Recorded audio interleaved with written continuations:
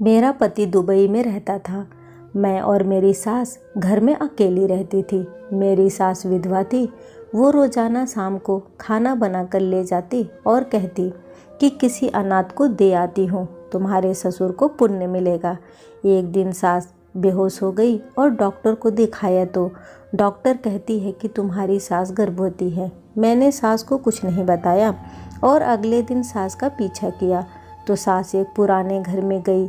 वहाँ जाकर जैसे ही दरवाज़ा खोला तो मेरी आँखें फटी की फटी रह गई, क्योंकि मेरी सास, मैं अपने मामा के घर में रहती थी। मेरे आगे पीछे कोई न था। मामा ने जो पहला रिश्ता मेरे लिए आया उसके लिए हाँ कर दी और मुझे अपने घर से विदा कर दिया, क्योंकि उनकी अपनी भी बेटियां शादी के लिए बैठी हुई थी। तो झटपट वे मेरी शादी निपटा दी। मैं उनकी बेटियों से ज़्यादा खूबसूरत थी, इसलिए मामी को ये डर था कि कहीं अच्छे से अच्छा रिश्ता मेरे लिए ना आ जाए। इसलिए मेरे लिए जब अभिनव का रिश्ता आया तो मामी ने मामा के कान भरे और जल्दी जल्दी ऐसे शादी कर दी मेरी, जैसे मैं घर से भाग जाऊंगी। लेकिन मेरी किस्मत अच्छी थी कि मुझे इतना अच्छा पति मिला। मेरा पति बहुत ज़्यादा अमीर नहीं था, लेकिन मेरी शादी होते ही पैसों की कमी का सामना करना पड़ गया था क्योंकि मेरी शादी में अच्छा खासा खर्चा हो गया था। मेरे पति ने शादी अच्छे तरीके से करने के लिए काफ़ी कर्जा ले लिया था, इसलिए वो कर्जा उतारने के लिए उनको दुबई जाना पड़ा ताकि वो कुछ पैसे जमा करके आ जाए। कर्जा भी उतर जाएगा और अच्छे तरीके से गुजर बसर भी हो जाएगा। उनके कागजात पहले से ही बने हुए थे, इसलिए वो कमाने के लिए दुबई चले गए, जहाँ पर मेहनत मजदूरी करनी थी उन्हें। अभी मेरी शादी को 2 महीने ही हुए थे। मेरा पति देश से बाहर चला गया और मुझे बहुत अफसोस हो रहा था। मैंने अपने पति के साथ ज़्यादा वक्त नहीं गुजारा था। अभिनव ने मुझे कहा कि मैं जल्दी वापस आ जाऊंगा, थोड़ा सा सब्र करना। पैसों की परेशानी बहुत ज़्यादा है, सिर्फ शादी ही नहीं, अपना घर बनाने के लिए भी कोशिश कर रहा हूँ, क्योंकि अभी हम किराए के घर में रहते हैं। क्या तुम नहीं चाहती कि हमारा अपना घर हो? इस तरह की बातें करके अभिनव ने मेरी उदासी को दूर करने की कोशिश की, क्योंकि उनके जाने की खबर सुनकर मैं काफ़ी दिनों से उदास थी। फिर मैंने सोचा कि वो ठीक ही कह रहे हैं, मुझे थोड़ा सा इंतज़ार करना होगा। इसके बाद जब हमारी आर्थिक स्थिति सही हो जाएगी तो हम एक खुशहाल ज़िंदगी की शुरुआत करेंगे। अपने पति को तो मैंने देश से बाहर विदा कर दिया था, लेकिन अब इस घर में मैं और मेरी सास रह गई थी।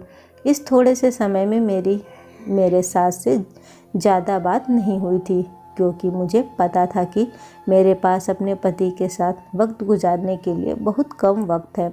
इसलिए शादी से लेकर अब तक का सारा समय दिन रात मैंने अपने पति के साथ ही गुजारे थे। अपनी सास के साथ बैठने और बात करने का तो मुझे ना वक्त मिला था, ना ही फ़िलहाल कोई ज़रूरत थी। मैं तो बस उनको खाना बनाकर देती थी और वो चुपचाप खा लेती थी। मेरी सास सारा दिन और सारी रात क्या करती रहती थी, मुझे उससे कोई मतलब नहीं था। लेकिन जब कि मेरे पति चले गए थे तो घर में मैं और मेरी सास थे, इसलिए हम दोनों की थोड़ी बहुत बातचीत हो जाया करती थी। लेकिन मेरी सास कुछ अजीब सी थी। वो आम सासों की तरह नहीं थी। काम ना करने पर मुझे कुछ नहीं कहती थी, खामोशी से खुद काम कर दिया करती थी। मुझे अगर जागने में देर हो जाती तो वो नाश्ता बना दिया करती थी। मेरे मैले कुचैले कपड़े धोने लग जाती। इन तमाम बातों से मुझे खुशी नहीं मिलती थी, बल्कि मुझे गुस्सा आने लगा था। एक दिन मैंने उनसे कह दिया कि आप मोहल्ले वालों को क्या बताना चाहती हैं कि आपकी बहू को काम नहीं आता, दिन चढ़े सोए रहती है, अपने कपड़े नहीं धो सकती, सफाई नहीं कर सकती। दूसरे शब्दों में तो आप मुझे बदनाम करना चाहती हैं मोहल्ले भर में। मेरा इतना सा कहना था कि इसके बाद मेरी सास ने किसी काम को हाथ नहीं लगाया। अब अगर हफ्ते में मेरे कपड़े मैले कुचैले पड़े रहते तो वो नहीं धोती थी। अगर मैं देर से जागती थी तो चाय नाश्ता नहीं बनाती थी, सिर्फ वो अपने लिए बनाती थी। मुझे इस बात पर भी हैरानी हुई थी कि उन्होंने मुझसे कोई झगड़ा नहीं किया था, बल्कि खामोशी से सारे काम छोड़ दिए। फिर कुछ दिन के बाद एक अजीब सी बात होने लगी। मैं जब भी खाना बनाती थी तो वो मुझसे कहती थी कि एक आदमी का खाना ज़्यादा बना देना। मैंने पूछा कि घर में तो हम सिर्फ 2 ही हैं, तो फिर 3 आदमी का खाना क्यों? तो उन्होंने जवाब दिया कि तुम्हारे ससुर जीवित नहीं हैं, इसलिए मैं उनका खाना किसी गरीब को दूंगी ताकि उनको पुण्य मिले। अपनी सास की ये बात सुनकर मुझे हैरत हुई, क्योंकि आज से पहले उन्होंने कभी इस बात का जिक्र भी नहीं किया था। जब तक मेरे पति यहाँ पर थे, उन्होंने कभी भी मेरे ससुर का खाना किसी गरीब को नहीं दिया था। हैरत की बात ये थी कि वो दिन का खाना नहीं देती थी, सिर्फ रात का देने लगी थी। मेरे मन में कई तरह के सवाल उभरने लगे थे, लेकिन मैंने पूछना सही नहीं समझा था। जबकि मैंने सोचा कि हो सकता है कि वो पहले भी खाना देती रही हूँ। मैं तो अपने पति में मग्न थी। मैंने कभी देखा भी नहीं कि उन्होंने रात को खाना दिया है किसी गरीब को कि नहीं, लेकिन मुझे उनकी ये बात बहुत अच्छी लगी थी। उनके पति के गुजरे 2 साल हुए थे और वो उनके पुण्य के लिए किसी गरीब को खाना दे रही हैं, तो ये अच्छी बात थी। बहुत कम औरतें ऐसी होती हैं जो अपने पति की मुक्ति के लिए ऐसा करती हैं। मैंने अपनी ज़िंदगी में ऐसी औरतें बहुत कम देखी थी और अपनी सास को देखकर तो मुझे बहुत खुशी हुई थी। वो एक रूखी सूखी सी औरत लग रही थी, जिसे किसी भी चीज़ में कोई दिलचस्पी नहीं थी। मुझे उनमें कभी कोई खास अच्छाई नज़र नहीं आई थी, लेकिन ये बात मुझे बहुत अच्छी लगी थी और मेरे दिल में उनके लिए इज्जत बहुत बढ़ गई थी। ऐसा इसलिए भी हुआ था कि मेरी नई नई शादी हुई थी और मुझे अपने पति से बहुत मोहब्बत थी और मैं उनको याद करती थी, तो मैं अपनी सास का दर्द महसूस कर रही थी। मैं सोचती थी कि मैं अपने पति से इतनी मोहब्बत करती हूँ कि वो थोड़े समय के लिए मजबूरन देश से बाहर गए हैं, तो मेरा ये हाल है। हालांकि मुझे उम्मीद है कि वो वापस आ जाएंगे, लेकिन मेरे सास के पति तो दुनिया से ही चले गए थे और उन्हें तो उम्मीद भी नहीं थी कि वो कभी वापस आएंगे। ऐसी बात सोचकर ही मेरा दिल डूबने लगता था और मुझे मेरी सास से हमदर्दी होती चली गई। अब हर वो औरत जिसे अपने पति से बहुत मोहब्बत हो, मुझे वो औरत अच्छी लगती थी, और जो औरतें बिना वजह अपने पति की बुराइयां करती थी, मेरा उनके पास बैठने को भी दिल नहीं करता था। मेरी सास रोज़ खाना लेकर घर से बाहर चली जाती थी और काफ़ी देर तक बाहर ही रहती थी, यहाँ तक कि मुझे नींद आने लग जाती थी। लेकिन मुझे जागना होता था क्योंकि मुझे अपनी सास का दरवाज़ा खोलना होता था। एक दिन परेशान होकर मैंने अपनी सास से कहा कि आप खाना देने जाती हैं तो इतना वक्त क्यों लगाती हैं? मैं जल्दी सोने की आदी हूँ, क्योंकि सुबह सवेरे ही अभिनव के फ़ोन कॉल का वक्त होता है। मेरी सास ने कहा कि गरीब को खाना देने के बाद मैं पड़ोस में चली जाती हूँ, वहाँ बातें करती हूँ, इसलिए थोड़ी सी देर हो जाती है। आगे से तुम सो जाया करो, मैं और मेरी फ़िक्र छोड़ दो। मैं दरवाजे को बाहर से ताला लगाकर जाऊंगी और चाबी भी अपने साथ रखूंगी। सास की ये बात सुनकर मुझे सुकून आ गया था, यानी मेरी समस्या का हल हो गया था। अब मैं बेफिक्री से सो सकती थी। मेरे पति की वहाँ पर नाइट ड्यूटी थी, इसलिए वो रात में मुझसे बात नहीं करते थे और मैं जल्दी सो जाया करती थी। हमारी बात सुबह को ही होती थी और उसके बाद दिन में कई बार होती थी। मैंने सोचा कि सास अकेली बोर होती है, इसलिए वहाँ रोज़ पड़ोस की औरतों के घर जाकर बैठ जाया करती है। मुझे उनके जाने पर कोई एतराज़ नहीं था। ना वो मेरे मामले में दखल देती थी और ना मैं उनके मामले में।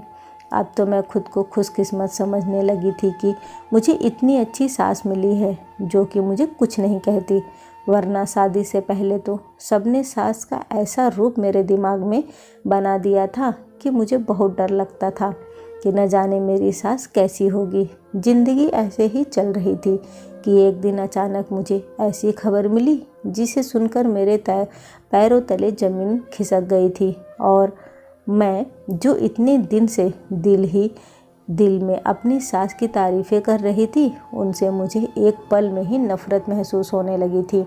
वास्तव में मेरी भोली भाली दिखने वाली सास अंदर से इतनी शातिर होगी, मुझे मालूम भी नहीं था। मैं तो उन्हें इस कदर मासूम समझ रही थी कि जैसे वो पापों से बिल्कुल दूर रहने वाली औरत हो। लेकिन मुझे नहीं पता था कि उन्होंने अच्छाई का चादर ओढ़ रखा है और जो हकीकत है वो उसके बिल्कुल विपरीत थी और बहुत ही खौफनाक। ये सब कैसे हो सकता है, मुझे विश्वास नहीं हो रहा था। ये हकीकत जानकर तो मैं बहुत परेशान हो गई थी और सोच रही थी कि मैं अपने पति को ये सब बात बता दूं। भला ये भी कोई बात बताने वाली थी जो मैं किसी को बताती। मैं तो अपने आप से दोहराते हुए शर्मसार हो रही थी। भला मेरी बूढ़ी सास इस तरह से कैसे कर सकती है। लेकिन जब मैंने गौर किया तो इतनी बूढ़ी नहीं थी। मेरी सास ने कहा था कि उनकी शादी जब हुई थी तो उनकी उम्र 14 साल थी। ये कोई हैरानी की बात नहीं थी, वाकई में ऐसा होता था। और अब मेरी सास 40 साल से कुछ ऊपर ही होगी। लेकिन उनकी तबीयत अक्सर ख़राब रहती थी, जिसकी वजह से ऐसा महसूस होता था कि उन पर बुढ़ापा आ गया है। लेकिन कुछ दिन से मैंने ये भी देखा था कि उनके चेहरे पर एक बार फिर से रौनक आने लगी थी। एक दिन अचानक वो मेरे सामने चक्कर खाकर गिर पड़ी तो मैं परेशान हो गई।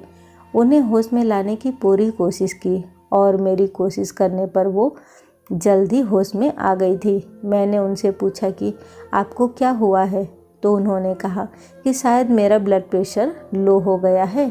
हाँ ठीक है, मैं आपको अस्पताल लेकर चलती हूँ। मैंने रिक्शा पकड़ा और उनको पास के अस्पताल लेकर चली गई। पर आते ही वो एक बार फिर से बेहोश हो गई थी। मैं परेशान हो गई कि आखिर उनको क्या हुआ है। शायद वाकई उनका ब्लड प्रेशर बहुत ज़्यादा लो हो गया था, या गर्मी भी तो है। डॉक्टर ने कहा कि उनके कुछ टेस्ट होंगे।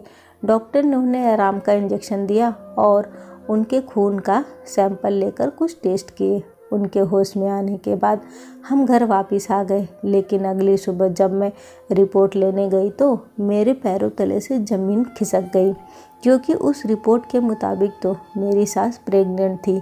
ये देखकर तो मेरा सर बुरे तरीके से चकराने लगा था कि ये सब क्या हो रहा है। मैंने सास को कुछ नहीं बताया और बदनामी के डर से वो रिपोर्ट छुपा दी। मेरी सास की तबीयत वैसे ही ख़राब थी। इस खराब तबीयत के बावजूद वह हर रोज़ किसी तरह खाना लेकर जाती थी। मुझे गुस्सा आ गया। मैंने कहा कि किस तरह का ड्रामा कर रही है ये औरत। मैं इनकी पति से मोहब्बत देखकर बहुत प्रभावित हो गई थी, लेकिन मुझे नहीं पता था ये औरत इतनी गिरी हुई निकलेगी। अब तो मुझे यकीन हो गया था कि ये खाना देने के बहाने अपने आशिक से मिलने जाती थी। यकीनन खाना भी उसी को देती होगी, बल्कि उसके साथ मिलकर खाती होगी, क्योंकि वो बहुत सारा खाना निकाल कर ले जाती थी, जो कि 2 लोगों के लिए काफ़ी होता था। पहले मैंने इन चीज़ों पर ध्यान नहीं दिया था, लेकिन अब मैं सोचने पर मजबूर हो गई थी, क्योंकि बात ही ऐसी थी। मैंने फैसला किया कि इस बात का पता लगा कर रहूँगी कि आखिर मामला क्या है और मेरी सास रोज़ाना रात को कहाँ जाती है। मैंने सोचा कि मैं सारे पक्के सबूत इकट्ठे करूँगी, इसके बाद ही अपने पति को सारी बात बताऊँगी। मेरे पति को भी पता चले कि उसकी माँ ने कितनी अजीब हरकत की है। इंसान जवानी में ऐसी गलती करता है तो बात समझ में आती है, लेकिन बुढ़ापे की दहलीज पर कदम रखते हुए मेरी सास को थोड़ा भी एहसास नहीं हुआ कि वो पल पल मौत के करीब हो रही है। वैसे तो मौत हर वक्त इंसान के सिर पर होती है, कभी भी आ सकती है, लेकिन बुढ़ापा मौत का संकेत होता है। उम्र के इस हिस्से में दाखिल होते हुए मेरी सास को पूजा पाठ में मग्न होना चाहिए था। इस हिस्से में आकर वो इस तरह का काम कर बैठी है। मैंने सास का पीछा करने की ठान ली थी। सोचा कि आज रात जब वो खाना लेकर बाहर जाएंगी तब मैं उनके पीछे जाऊंगी, लेकिन मुझे याद आया कि वो ताले की चाबी लेकर जाती थी और बाहर से ताला लगाकर जाती थी, क्योंकि मैंने ही उन्हें कहा था कि मुझे जल्दी नींद आ जाती है। उनका इंतज़ार करते हुए मुझे देर हो जाती है।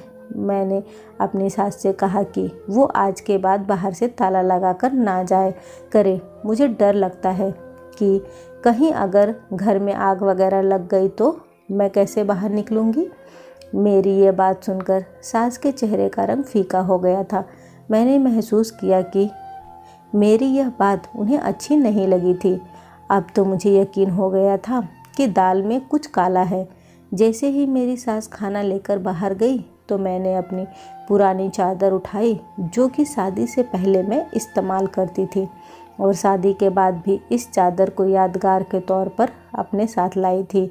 इस चादर का इस्तेमाल मैंने इसलिए किया था ताकि सास मुझे पहचान ना सके, वरना जो चादर मैं रोज़ इस्तेमाल करती थी उससे तो वो बखूबी पहचान सकती थी कि मैं उनका पीछा कर रही हूँ। रात के 9 बज रहे थे और अगली गली सुनसान हो गई थी क्योंकि मोहल्ले वाले जल्दी से सोने के आदी थे। मैं इस तरह से सास का पीछा कर रही थी कि उनको थोड़ा भी शक ना हो कि कोई उनके पीछे है। वो शायद अपनी धुन में चलती जा रही थी, खाना हाथों में थामे हुए चलते चलते वो बहुत दूर आ गई थी। मुझे हैरानी हुई कि एक बीमार औरत इतनी दूर कैसे आ सकती है।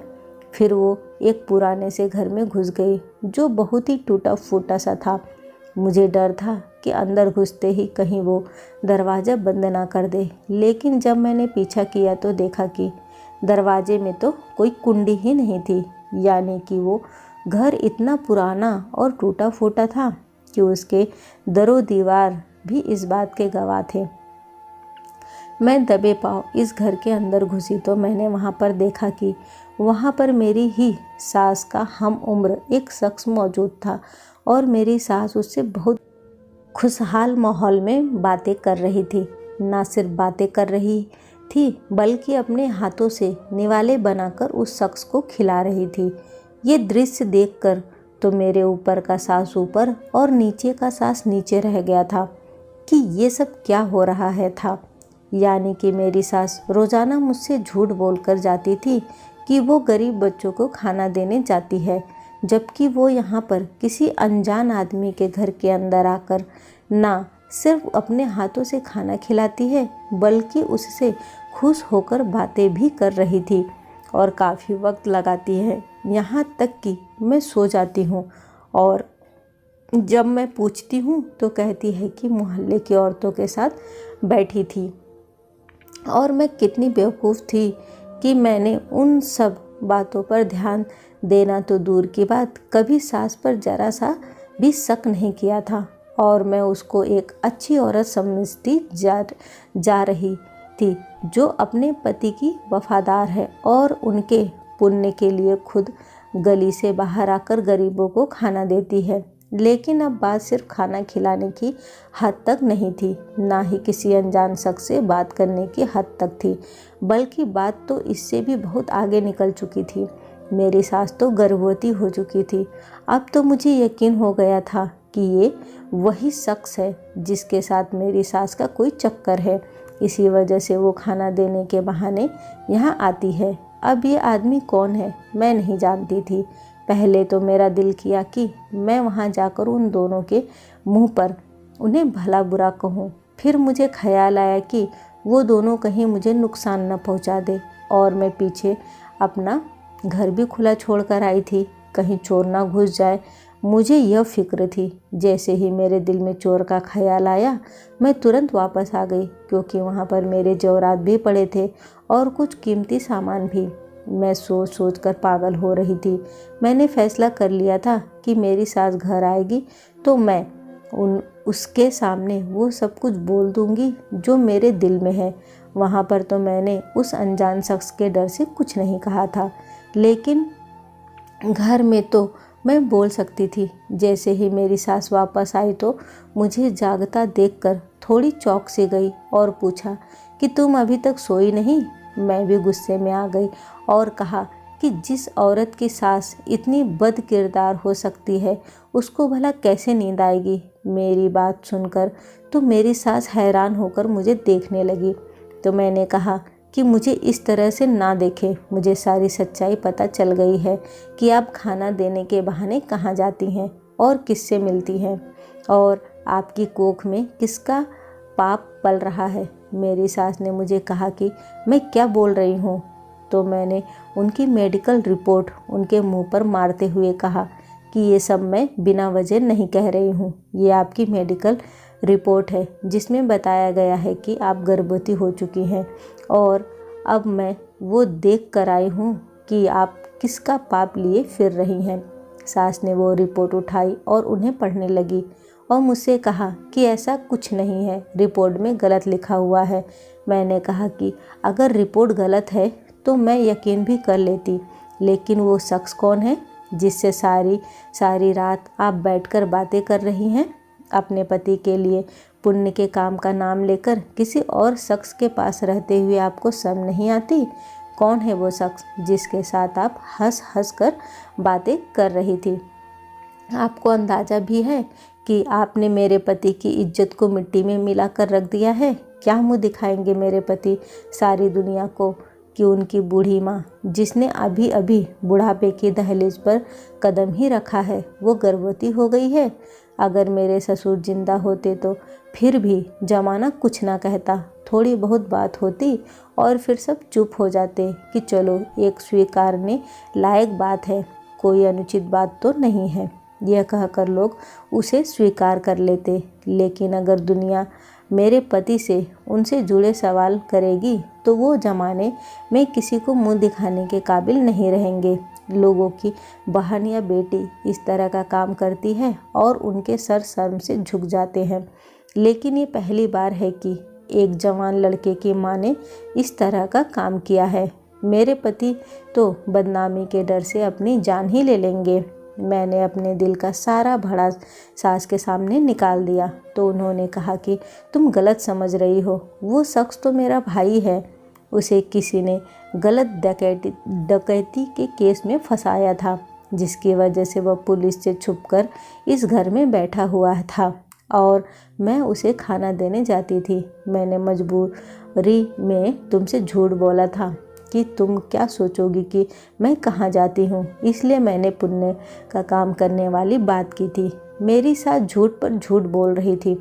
मैंने कहा कि आप इतना झूठ मत बोले, ये रिपोर्ट बिल्कुल सच्ची है और वो आदमी आपका भाई नहीं है। वक्त आने पर जमाने के सामने हर कोई भाई बहन बन जाता है। आपने इतने बड़े भाई को कोई भी औरत अपने हाथ से निवाला बनाकर नहीं खिलाती। इस तरह की हरकतें औरत अपने आशिक के साथ करती हैं और वो आपका भाई नहीं है। यह बात मुझे मालूम है। इतनी कम अक्ल की मैं नहीं हूँ कि मैं समझ न सकूँ कि दो लोगों के बीच में कैसा रिश्ता हो सकता है। हाँ ठीक है, वो आदमी पुलिस से छुप रहा होगा, ये बात आपकी सही है, लेकिन वो आपका भाई नहीं है, वो आपका आशिक है। मैं अपनी धुन में ना जाने क्या क्या बोल रही थी कि मेरे फ़ोन की घंटी बजी और इस फ़ोन को सुनकर तो मेरे सर पर आसमान गिर गया। मैंने हैरत से अपनी सास की तरफ देखा और मेरे हाथ से मोबाइल छूटकर रह गया। मेरी सास ने हैरत से मुझे देखा और कहा कि किसका फ़ोन है, क्या हो गया है, मेरा बेटा तो ठीक है ना? बताओ तुम इतनी हैरान क्यों हो गई हो फ़ोन सुनने के बाद? बताओ मुझे किसका फ़ोन था? मैंने सास से कुछ नहीं कहा और मैं अपने कमरे में आ गई और अपने आप को कमरे में बंद कर दिया और फूट फूट कर रोने लगी। मेरी सास दरवाज़ा बजा रही थी और मुझसे पूछ रही थी कि किसका फ़ोन है और मैं क्यों रो रही हूँ। यकीनन वो परेशान थी, लेकिन मैं अपनी सास को क्या बताती कि फ़ोन उस लैब से आया था जहाँ पर मैंने अपनी सास के टेस्ट करवाए थे और लैब वाला शख्स मुझसे कह रहा था कि नाम एक होने की वजह से टेस्ट में गलती हो गई है। आपकी सास की रिपोर्ट किसी और के पास चली गई है और किसी और की रिपोर्ट आपकी सास के पास आ गई है। जो रिपोर्ट आपके पास आई है वह एक नए शादीशुदा जोड़े की है जो आपके सास की नाम की है और वो गर्भवती भी है, और आपकी सास की रिपोर्ट मेरे पास है। इस रिपोर्ट के मुताबिक आपकी सास को फेफड़े का कैंसर है। अब मैं अपने सास को क्या बताती कि मैं जो इतनी देर से उनके किरदार पर उंगली उठा रही थी, उनके पास तो ज़िंदगी की वक्त ही कम बची थी। मैं किस मुंह से अपनी सास से माफ़ी मांगती। आखिर मैंने दरवाज़ा खोल दिया और अपनी सास के गले लगकर फूट फूट कर रोने लगी और उनको सारी हकीकत बता दी। उस दिन के बाद मेरी सास बहुत बीमार हो गई थी और उनकी आंखों में हर वक्त मेरे लिए शिकायत रहता था। वो शख्स वाकई में मेरी सास का भाई था जो पुलिस से छुप रहा था। एक छोटी सी गलतफहमी ने सब कुछ बर्बाद करके रख दिया था। मेरी सास कुछ महीनों बाद इस दुनिया से हमेशा के लिए चली गई थी क्योंकि उन्हें कैंसर था। लेकिन मैं कभी भी अपने आप को माफ़ नहीं कर पाऊंगी कि मैंने उनको इतना कुछ कहा था। मुझे उनकी बात गंभीरता से सुननी चाहिए थी, समझनी चाहिए थी और लैब वाले से कहना चाहिए था कि आपके रिपोर्ट में ज़रूर कोई गलती है। लेकिन बजाय इसके कि मैं ये सब कुछ करती, मैंने आंखें बंद करके हर चीज़ पर भरोसा कर लिया था। काश कि मैं एक पल कुछ सोचती कि रिपोर्ट गलत भी हो सकती है। मुझे ये बात सोचनी चाहिए थी, आगे जाकर डॉक्टर से बात करनी चाहिए थी। लेकिन मैंने अपनी ज़िंदगी की सबसे बड़ी गलती कर दी थी और मेरे दिल में हमेशा इस बात का बोझ रहेगा। धन्यवाद। कैसी लगी ये कहानी मुझे कमेंट करके ज़रूर बताइएगा। वीडियो को लाइक और शेयर करना ना भूलें। चैनल पे पहली बार आए हैं तो इसे सब्सक्राइब ज़रूर करें। कहानी सुनने के लिए आपका बहुत बहुत धन्यवाद।